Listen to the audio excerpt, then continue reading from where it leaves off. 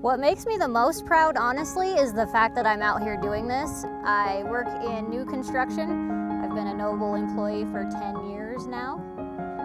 Right now I'm working on this flow line project, standing in as a construction foreman.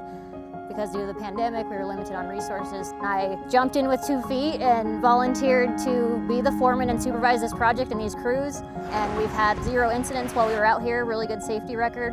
A big part of what I spend my time on has been working on COGCC regulations. The regulations really help us produce oil and gas in a safe and responsible manner. Noble does produce one of the cleanest barrels of oil. Noble goes above and beyond on a lot of our designs. They've taken a lot of steps to try to minimize the impact as much as possible. It's really cool to be a part of an organization that cares so much about the community and giving back. Noble really cares about their neighbors. We're a Noble neighbor because we take care of the land that we're producing on. As safe as possible, as environmentally conscious as possible. We support other community involvement is really what defines Noble Energy.